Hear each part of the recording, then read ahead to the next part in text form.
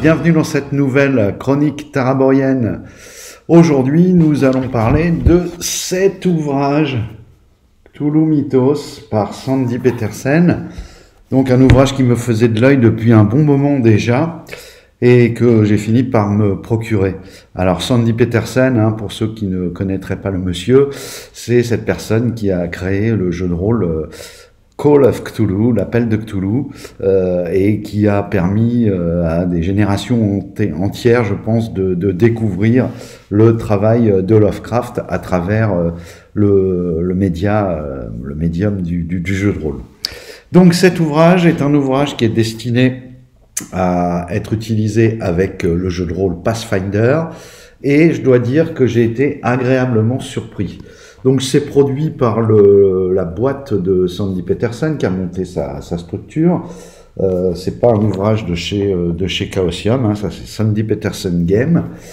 C'est un bel ouvrage, format un peu, on dirait que c'est du format américain là, type Letter US, un peu plus large, un peu plus carré que le format A4 européen quoi, ou international on va dire. Il y a de belles illustrations, ça commence très bien avec notre ami Cthulhu dès la première page. Et ça continue, je vais pas toutes vous les faire, mais enfin c'est plutôt bien inspiré.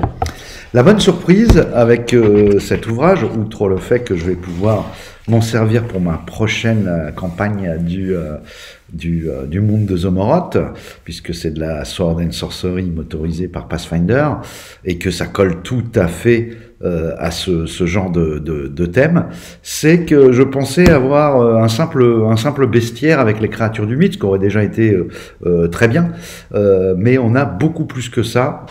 Là, c'est vraiment une transposition du mythe dans l'univers de Cthulhu. Alors, si on regarde par le menu, vous avez un petit chapitre d'introduction. Vous avez ensuite quelques races, comme par exemple les chats du monde des rêves, les ghouls, les gnoris, qui sont ces espèces d'hommes serpents avec plusieurs bras qui vivent au fond des océans, et les zoogs. Vous avez ensuite tout un chapitre qui va vous expliquer les options de jeu que vous allez pouvoir greffer sur vos personnages, si vraiment vous voulez vraiment être que sur cette thématique-là. Personnellement, moi, ce sera pas mon cas, je prendrai certains éléments, mais pas tous. Vous avez ensuite donc des nouveaux dons, des options de race, des options de profession, etc. Vous avez ensuite là un chapitre qui va beaucoup plus m'intéresser, qui concerne la santé mentale et les rêves. Vous avez donc des règles pour gérer l'effroi qui peut être causé en pénétrant certains lieux, en rencontrant certaines créatures, etc. et qui viendront s'ajouter aux règles de peur traditionnelles et surtout de présence effrayante que je vais appliquer dans cette campagne. Donc là, c'est très intéressant. Je dois dire, pour avoir également consulté le guide des aventures occultes de chez Paizo, ainsi que Horror Adventures de chez Paizo, qui vont traiter ces mêmes thématiques, que je vais plutôt prendre le système de Sandy Petersen, qui me paraît un peu plus facile à gérer et tout aussi cohérent, voire peut-être même plus. Enfin, à mon avis, ça va coller parfaitement avec ce que moi je recherchais. Vous avez ensuite un chapitre sur la magie, avec quelques nouveaux sorts, ce genre voilà, des rituels essentiellement, puisqu'on va avoir beaucoup de cultistes, de choses comme ça. Vous avez enfin un autre chapitre très intéressant sur les objets mythologiques empruntés au mythe et technologiques, puisque vous savez que dans le mythe de Cthulhu, certaines créatures sont des extérieurs, des extraterrestres qui disposent d'une technologie bien souvent supérieure, un peu comme dans le mythe de l'Atlantide, supérieure aux technologies du monde dans lequel évoluent vos personnages. Un chapitre encore très intéressant, le chapitre 7, qui va concerner les cultes, Là encore, hein, c'est une mine, c'est une mine exploitable très très bonne. Et puis après, alors plus traditionnel, les grands anciens et les autres dieux, et puis la partie à proprement parler bestiaire, avec d'abord les créatures désignées, enfin décrites pardon d'une façon générique, et puis derrière ils ont créé un peu comme des PNJ avec des templates de créatures, mais vraiment ils les ont dissociés les uns des autres, donc parfait pour faire jouer des rencontres. C'est vraiment un ouvrage qui vaut le coup, moi je trouve. Je l'ai acquis pour un peu moins de 50 €. Bon, c'est en anglais. Hein. Je sais pas s'il y aura une traduction de prévue. En plus, c'est pour du Pathfinder 1, donc ça sent peut-être un peu mauvais côté traduction française, mais sait-on jamais. C'est écrit, c'est assez aéré, hein, si je vous fais voir. C'est quand même 2 colonnes, bien aérées. C'est exhaustif.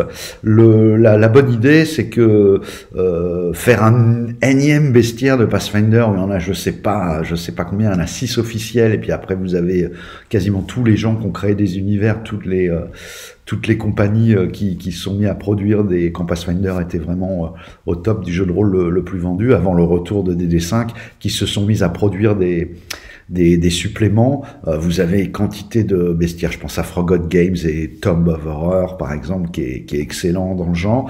Là vous avez vraiment quelque chose de cohérent, et surtout d'avoir fait l'effort de mettre tous ces chapitres en plus des créatures. Ça en fait un livre beaucoup plus intéressant qu'un simple bestiaire, parce qu'en fait c'est en lisant certains paragraphes de certains chapitres qu'on comprend comment on va pouvoir vraiment tirer la substantifique moelle des créatures et des stat blocks des créatures qui sont présentées un peu plus loin. Donc ça permet, je pense, un travail beaucoup plus cohérent et beaucoup plus fouillé.